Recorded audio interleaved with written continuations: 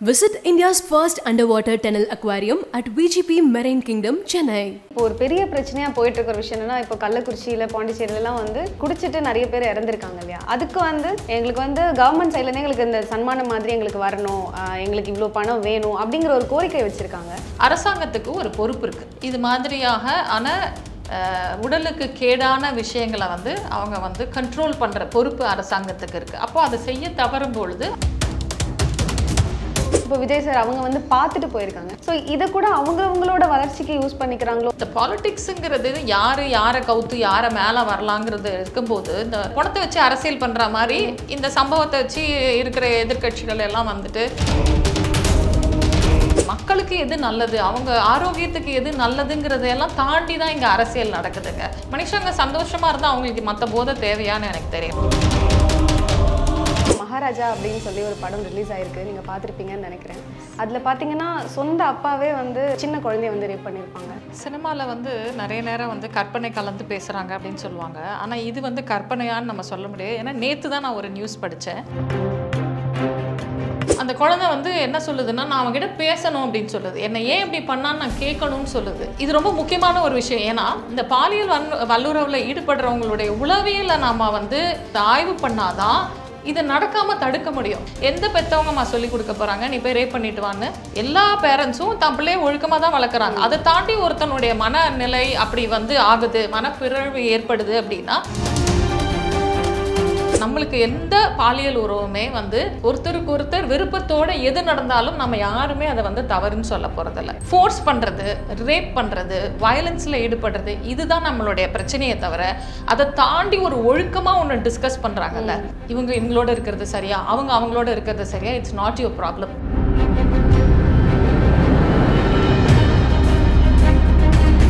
One Day Traders Academy. How to earn monthly 5 to 15% profit. To attend the workshop, contact the number given below. வணக்கம் ma'am. வணக்கம். எப்படி இருக்கீங்க? ரொம்ப நல்லா இருக்கேன். ரொம்ப நாளுக்கு அப்புறம் உங்களை பார்க்குறோம், ரொம்ப சந்தோஷம். அண்ட் இப்போ ஒரு பெரிய பிரச்சனையா போயிட்டு இருக்க விஷயம் என்னன்னா, இப்போ கள்ளக்குறிச்சியில பாண்டிச்சேரியிலலாம் இந்த குடிபோதையில குடிச்சிட்டு நிறைய பேர் இறந்திருக்காங்க இல்லையா. அதுக்கு எங்களுக்கு கவர்மெண்ட் சைட்ல இருந்து எங்களுக்கு இந்த சன்மானம் மாதிரி எங்களுக்கு வரணும், எங்களுக்கு இவ்வளோ பணம் வேணும் அப்படிங்கிற ஒரு கோரிக்கை வச்சிருக்காங்க.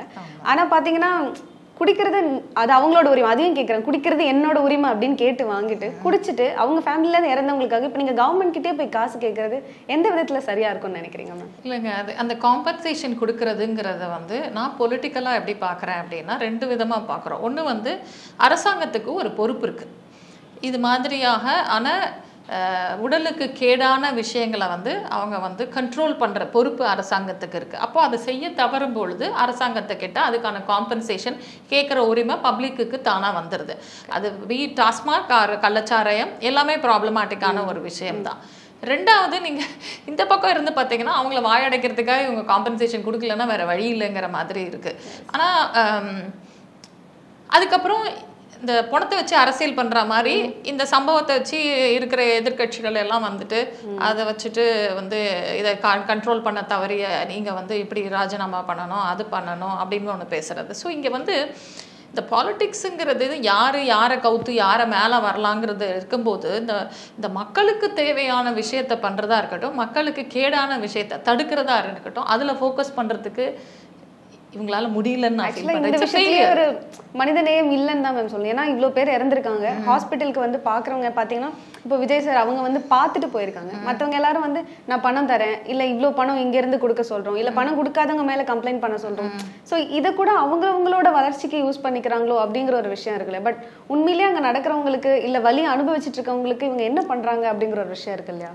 இல்லை, அதுதான் சொல்கிறேன். இப்போது குடிங்கிறது காலமாக நம்ம சமூகத்தில் இருந்து தான் வந்திருக்கு, சரிங்களா? கள்ளு குடித்த சமூகமாக இருக்குது. இந்த கல் சார்ந்து இங்கே அது வேற ஒரு பெரிய பாலிடிக்ஸ் நிலவுது. கல் இறக்கிறதுக்கு விடணுன்றாங்க, விட மாட்டேன்றாங்க. ஏன்னா கல் இறக்க ஆரம்பிச்சிங்கன்னா உங்களுக்கு இந்த மற்ற ஆல்கஹால்ஸுக்கு இங்கே மார்க்கெட் இருக்காது. So everything is about the market and the money that you can make. It is not about public health. It is not about மக்களுக்கு எது நல்லது, அவங்க ஆரோக்கியத்துக்கு எது நல்லதுங்கிறதையெல்லாம் தாண்டி தான் இங்கே அரசியல் நடக்குதுங்க. ஸோ இந்த அரசியல் இப்படி இருக்கும்போது இது இவங்க குடிக்கிறது சரியா தப்பான்னு நம்ம எப்படி பேச முடியும்? இது நம்ம கலாச்சாரத்துல இருந்துட்டு இருந்திருக்கு. மது விருந்து, சோமபானம், அது இதுன்னு எல்லாமே நம்ம படிச்சுட்டு தான் இருந்திருக்கோம். அப்போ அவங்க அதை தாண்டின ஒரு போதைக்கு ஏன் வந்து தேடி போறாங்க? மன அழுத்தங்கள் எவ்வளோ இருக்கு, எதனால குடியை நாடி போறாங்க, இப்படி எவ்வளோ விஷயங்களை அட்ரஸ் பண்ண வேண்டி இருக்குல்ல. இது என்னன்னா மனுஷங்க சந்தோஷமா இருந்தா அவங்களுக்கு மற்ற போதை தேவையான்னு எனக்கு தெரியல. அப்போ மனுஷங்க சந்தோஷமா வாழ்றதுக்கான ஒரு சூழ்நிலை இங்கே ஏற்படுத்த வேண்டியிருக்கு. பொருளாதார ரீதியா வந்து ஒரு மினிமம் ஃபெசிலிட்டியில் வாழ வேண்டியிருக்கு. இது எதுவுமே இல்லை அப்படின்னா விரக்தியில் என்ன வேணால் பண்ண தோணும். அப்போது அந்த மாரல் ரெஸ்பான்சிபிலிட்டிங்கிறது அரசுக்கு தான் இருக்குது. அதை செய்ய தவறும்போது காம்பன்சேஷன் கேட்குறாங்க. அது சரியாக தப்பாங்கிறத தாண்டி there's nothing that we can debate on it. இப்போ வந்து ரீசெண்டாக பார்த்தீங்கன்னா மகாராஜா அப்படின்னு சொல்லி ஒரு படம் ரிலீஸ் ஆயிருக்கு, நீங்கள் பார்த்துருப்பீங்கன்னு நினைக்கிறேன். அதில் பார்த்தீங்கன்னா சொந்த அப்பாவே வந்து அப்பான்னு தெரியாத பட்சத்து அதை தான் நம்ம பொண்ணுன்னு தெரியாத பட்சத்தில் யாரையோ கொலை பண்ண வரும்பொழுது ஒரு பெண்ணை வந்து இருக்கால ஏதோ கொலை பண்ண வரோம், அவன் இல்லை, ஸோ அதனால அந்த பொண்ணு இருக்கா, அவளை ரேப் பண்ணிட்டு போகலாமே அப்படிங்கிற ஒரு பட்சத்தில் வந்து அவங்கள வந்து அந்த சின்ன குழந்தைய வந்து ரேப் பண்ணியிருப்பாங்க. இதெல்லாம் நீங்கள் பார்க்கும்பொழுது உங்களுக்கு எப்படி மேம் இருக்கும்ல? சினிமாவில் வந்து நிறைய நேரம் வந்து கற்பனை கலந்து பேசுகிறாங்க அப்படின்னு சொல்லுவாங்க. ஆனால் இது வந்து கற்பனையான்னு நம்ம சொல்ல முடியாது. ஏன்னா நேற்று தான் நான் ஒரு நியூஸ் படித்தேன். வேர் அ ஃபாதர், அவர் வந்து போன் அடிக்டாக இருக்கிறாரு. 12 வயசு மகள், அந்த மகள்கிட்ட தவறாக நடந்துக்க போய் அவரை தனியாக காட்டுக்குள்ளே கூட்டிகிட்டு போய் அந்த பொண்ணுக்கிட்ட வந்து பாலியல் பலாத்காரத்தில் ஈடுபட்டு அந்த குழந்தை வந்து நான் அம்மா கிட்ட சொல்லிடுவேன்னு சொன்னோடனே அந்த பொண்ணை கொன்னுடுறாரு. இது நிஜத்துல நடந்திருக்கு. இல்லாத ஒண்ணு வந்து சினிமால காட்டல. அதனால வந்து இது வக்கரமா காட்டிட்டாங்க, பார்க்கவே முடியல அப்படின்னு சொல்ல முடியல. ஏன்னா இவ்வளோ கொடூரங்கள் சமூகத்துல நடக்குது. இப்போ நான் சொன்ன கேஸ் மட்டும் இல்லை, இந்த மாதிரி நிறைய கேசஸ் இருக்கு. நானே ஒரு கேஸ்ல வந்து ஒரு பாதிக்கப்பட்ட பெண்ணுக்காக வந்து நாங்க வந்து ஒரு சில போராட்டங்களை முன்னெடுத்து அவங்க வந்து IPC 100ல வந்து அந்த பொண்ணோட அம்மாவை வந்து ரிலீஸ் பண்ணாங்க. அந்த மாதிரி வரலாறுலாம் இருக்கு. அதனால மகாராஜால ஆக்சுவலா வந்து அந்த அப்பா வந்து அந்த செயலில் ஈடுபட மாட்டார். ஆனா அந்த குழந்தைக்கு வந்து அப்படி நடக்கிறத அவர் தடுக்கவும் மாட்டார். அப்படிதான் அந்த படம் இருக்கும். அந்த எனக்கு தெரிஞ்சு நான் பார்த்த வரைக்கும் அவர் திருட போற இடங்கள்ல அவர் நேரடியா அப்படி ஈடுபடுற மாதிரி நான் பார்க்கல. அவரோட இருக்கிறவங்க செயல்படுவாங்க, அவரை தடுக்க மாட்டார். ஸோ அது it is equally as participating தான். ஸோ மகாராஜாவை பொறுத்த வரைக்கும் குறிப்பாக இயக்குனர் நித்திலனுடைய கதாயமைப்பு எப்படி இருக்கும் அப்படின்னு பார்த்தீங்கன்னா, நீங்கள் நம்ம சொல்லுவோம், அது ரொம்ப கொலோக்கியலாக சொல்லுவோம், நீங்கள் செய்கிற பாவம் அல்லது நீங்கள் செய்கிற வேணா உங்களுக்கு ஏதோ ஒரு வகையில் திருப்பி அடிக்கும்னு சொல்கிற அந்த ஒரு மெசேஜையும் உள்ளடக்கி தான் அவர் அதை சொல்கிறாரு. அப்படி சொன்னாலாவது வலிக்குமான்னு பார்க்குறோம் சமூகத்துக்கு வந்து, டேய் நீ பண்ணுற இந்த கொடுமை நாளைக்கு உனக்கே திருப்பி வரலாம், உன் பிள்ளைங்களுக்கு திருப்பி வரலாம். பல தடவை இது சொல்லிட்டோம், நீங்கள் செய்கிற பாவம் உங்கள் பசங்க தலையில் தான் விடியும்னு பல தடவை சொல்லுவாங்க. நம்மளுக்கு வந்து பாவம் புண்ணியம் மூழ்வினையிலலாம் நம்பிக்கை இல்லைன்னா கூட மனசாட்சின்னு ஒன்று இருக்குது, பொறுப்புன்னு ஒன்று இருக்கு இல்லையா? அந்த அடிப்படையில் குறைந்தபட்சம் ஒரு மனசாட்சியை தட்டி எழுப்ப முடியுமா அப்படிங்கிற ஒரு முயற்சியை வந்து கலைஞன் வந்து சினிமா வழியாக எடுத்துக்கிறாங்க. அந்த ஒரு இந்த முயற்சியில் வந்து மகாராஜா படம் நித்திலன் எழுதினது வந்து ரொம்ப சிறப்பான ஒரு தாக்கத்தை ஏற்படுத்தி இருக்கிறதா நான் பார்க்குறேன். அதுலேயும் குறிப்பாக குழந்தைகள் வல்லுறவு அல்லது வந்து ஒரு செக்ஷுவல் ஹாரஸ்மெண்ட், அப்யூஸ், ரேப் இந்த மாதிரி விஷயங்களை சினிமாவில் தொடர்ந்து வந்து ஒரு கதாநாயகத்தன்மைக்கான ஒரு கண்டென்ட்டாக யூஸ் பண்ணியிருக்காங்க. எப்படின்னா தொடர்ந்து வந்து வல்லுறவுகள் நடக்கும், பெண்கள் கொல்லப்படுவாங்க, ஒரு ஹீரோ வந்து போலீஸ் ஆஃபீஸராக வருவார், அதை கண்டுபிடிச்சி அந்த சம்மந்தப்பட்ட ஆளை சுட்டு தள்ளிடுவார்.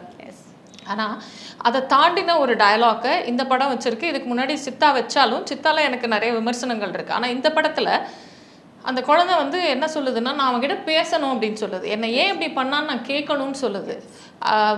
அது வந்து இது ரொம்ப முக்கியமான ஒரு விஷயம். ஏன்னா இந்த பாலியல் வல்லுறவில் ஈடுபடுறவங்களுடைய உளவியலை நாம் வந்து அட்ரஸ் பண்ணணும், அதை ஆய்வு பண்ணாதான் இதை நடக்காமல் தடுக்க முடியும். இந்த முயற்சியை வந்து அரசாங்கம் எடுக்கணும், ஆனால் அது நடக்கிறது இல்லை. இங்கே எதனால ஒரு குற்றம் நடக்குதுங்கிற ஆய்வுகளே இங்கே பண்ணுறது இல்லை. எல்லாமே எப்படி அதை அணுகுறாங்கன்னா, அவன் கெட்டவன், அவன் சைக்கோ, அவன் வளர்ப்பு சரியில்லை, பெற்றவங்க வந்து சொல்லி கொடுத்து வளர்க்கணும். எந்த பெற்றவங்கம்மா சொல்லி கொடுக்க போகிறாங்க, நீ போய் ரேப் பண்ணிட்டு வான்னு? எல்லா பேரண்ட்ஸும் தன் பிள்ளையை ஒழுக்கமாக தான் வளர்க்குறாங்க. அதை தாண்டி ஒருத்தனுடைய மனநிலை அப்படி வந்து ஆகுது, மனப்பிறழ்வு ஏற்படுது அப்படின்னா அப்போ இந்த சமூகத்தில் ஏதோ ஒரு நோய் இருக்குது. அந்த நோய்க்கு ஆணாதிக்கம்னு பேர் சொல்றோம். அதை சொன்னா நிறைய பேருக்கு கோபம் வருது. ஏன்னா நீங்க ஆம்பளைன்னு ஏத்தி விட்டு அவன் பொம்பளைய எப்படி பாக்குறான் அப்படிங்கிறது இங்க பிரச்சனையா இருக்குங்கன்னு சொல்றோம். ரொம்ப சிம்பிளா தான் சொல்றோம். நாட் ஆல் மென், ஆமா நாட் ஆல் மென், எல்லா ஆம்பளைக்குள்ளேயும் அந்த வக்கரம் இல்லை, எல்லா ஆம்பளும் பொம்பளைய வந்து கொடுமைப்படுத்தணும்னு நினைக்கல, ஆமா நாங்களும் அதை அக்னாலேஜ் பண்றோம். ஆனா ஆணுக்கு அந்த பவர் இருக்குன்னு சொல்றோம். அந்த பவர் பெண்ணை வந்து சிம்பிள் வந்து நீ துப்பட்டா போடு, இப்படியே வெளியில் போகாத, கரண்டி பிடிக்கிற கைக்கு எதுக்கு வந்து இந்த வேலை அந்த வேலைன்னு சொல்கிறதுல ஆரம்பித்து பொண்ணு எப்படி நடந்துக்கணும் அப்படின்றதுல ஆரம்பித்து கடைசியில் வந்து இந்த அளவுக்கு பெண் தனக்கான ஒரு பாலியல் பண்டம்னு நினைக்கிற இடத்துல வந்து நிற்கிது. அப்போது நேற்று பார்த்த அந்த நியூஸ், ஒரு பான் அடிக்ட் அப்பா தன் மகள்கிட்டே தப்பாக நடந்துக்கிறாரு அப்படின்னா இப்போ இந்த சமூகம் என்ன பண்ண போகுது? இதுக்கு போனை பேன் பண்ணுங்க, அவ்வளோதான் சொல்யூஷனா?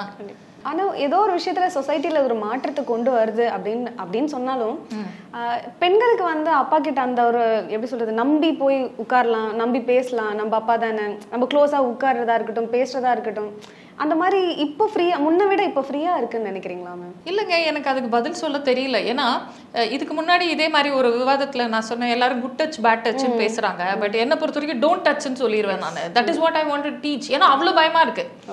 என்னுடைய இந்த வயதுலேயும் என்னுடைய உடலுக்கு பாதுகாப்பு இல்லைன்ற ஒரு அச்சத்தோடு தான் நான் வாழ்ந்துட்டு இருக்கேன்.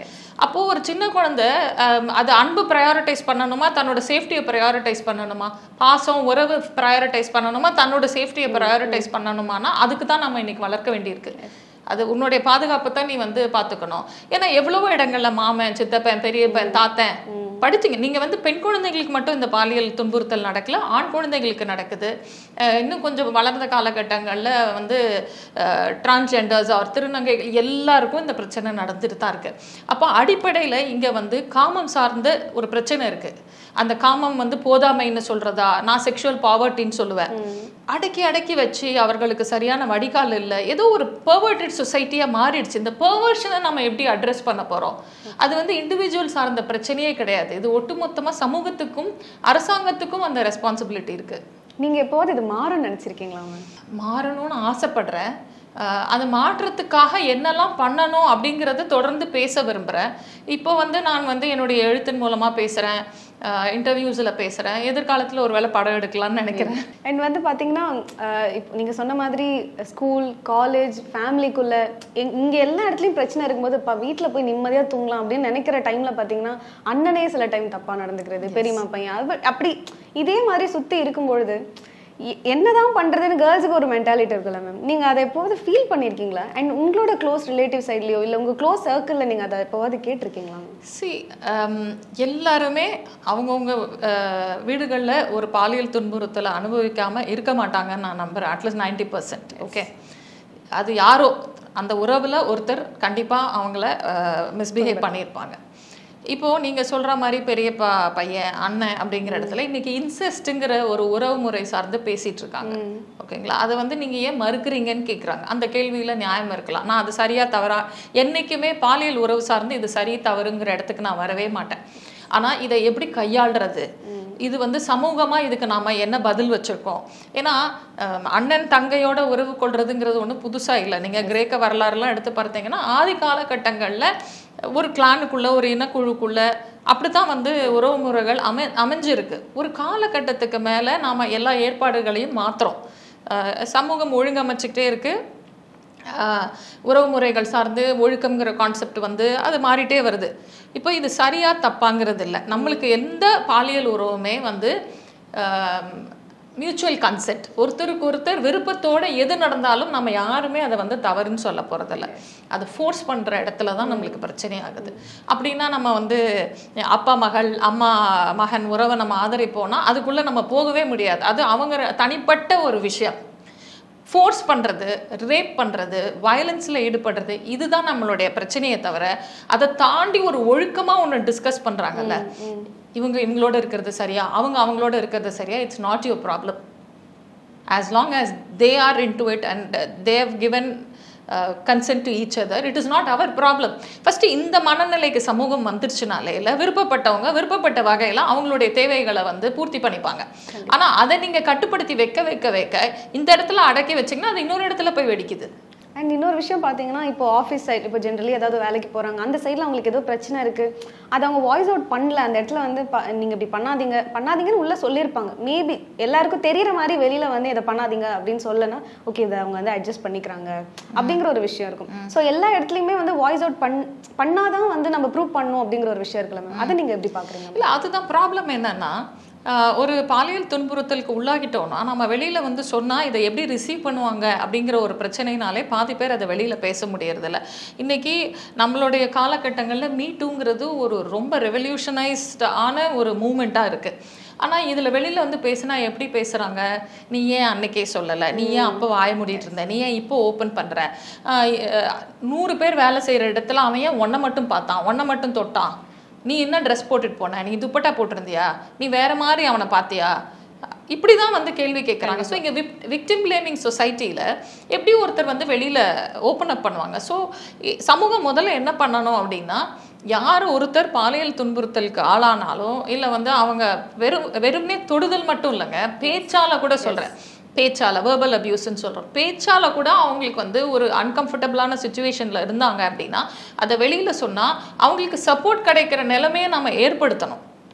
அதில் உட்காந்து இன்வெஸ்டிகேட் பண்ணி இவங்க மேலே தப்பு இருக்குமா அவங்க மேலே தப்பு இருக்குமா, அது சாத்தியமே இல்லை, இவ சும்மா இல்லாமல் அவன் ஏன் வந்து இவன் மேலே கையை வைக்க போகிறான், இப்படி பேசுகிற போக்க முதல்ல நிறுத்தணும். ஸோ இது எல்லாமே it is contributing to the rape kind of crime. புரியுதுங்களா? ஏன்னா அந்த பாலியல் குற்றங்களில் ஈடுபடுறவங்களுக்கு நல்லா தெரியும் இந்த பெண் போய் அதை வெளியில் சொல்ல மாட்டாங்க, இல்லை சொன்னாலும் அது சார்ந்து எதுவுமே இங்கே நடக்காது. அந்த அளவுக்கு நம்ம வந்து இந்த ரேபிஸ்ட்டுகளை எம்பவர் பண்ணி வச்சுருக்கோம். நம்ம விமனை எம்பவர் பண்ணாமல் ரேபிஸ்ட்டுகளை எம்பவர் பண்ணி வச்சிருக்கிற சொசைட்டி இது. ஆனால் இப்போ பார்த்தீங்கன்னா விமன் எம்பவர்மெண்ட் அது இது பெண்கள் அப்படி வளர்ந்துட்டாங்க இப்படி வளர்ந்துட்டாங்க அப்படின்னு நிறைய இடத்துல சொல்லிட்டு இருக்காங்க. அஃப்கோர்ஸ் வளர்றாங்க, பட் கூடவே சேர்ந்து இந்த மாதிரியான ஒரு ஜட்மெண்டல் டோன்ல தான் விமனை வந்து பாக்குறாங்க அப்படிங்கிற ஒரு விஷயமும் கூட கண்டிப்பா. ஏன்னா when you say இன்னைக்கு வந்து பெண்கள் வளர்ந்துட்டாங்க அப்படின்னா இந்த இடத்துக்கு வரத்துக்கு எவ்வளவோ போராட்டங்கள் பண்ணி தான் வந்திருக்கோம். சும்மாலாம் ஒன்றும் வரல. நம்மளை படிக்கவே கூடாதுன்னு சொன்னாங்க, நீ வீட்டில் தான் இருக்கணும், நீ சமைக்கிறதுக்கு தான் உன்னை வந்து வச்சிருக்காங்க, பிள்ளை பெற்று போடணும், இதுதான் உன்னுடைய ரோல், என்ன இருந்தாலும் ஆணும் பெண்ணும் வேற, ஸோ பெண்கள்னா இப்படி தான் இருக்கணும்னு. நம்ம யாருமே வந்து ஆணும் பெண்ணும் வந்து ஒன்றுன்னு சொல்லலை பயாலாஜிக்கலா. அண்ட் பயாலாஜிக்கலா இன்னைக்கு சொல்றதே இல்லைங்கிற ஒரு காலகட்டத்துக்கு நம்ம வந்துட்டோம். அப்போ வந்து இன்னார் இந்த வேலை தான் செய்யணும், இன்னார் இப்படிதான் இருக்கணும்னு சொல்ற அந்த நடத்தை விதிகளே இங்க பெரிய பிரச்சனையா இருக்கு. அப்போ பெண்கள் வந்து இன்னைக்கு வந்து முன்னேறிட்டாங்க அப்படின்னு சொன்னா இந்த முன்னேற்றத்துக்காக நிறைய உயிர்கள் தியாகம் பண்ணியிருக்காங்க, போராட்டங்கள் பண்ணியிருக்காங்க. எந்த விதத்துல முன்னேறி இருக்காங்க? அவங்க கொஞ்சம் படிக்க ஆரம்பிக்கிறாங்க, வேலைக்கு போறாங்க. இது பர்த் ரைட்.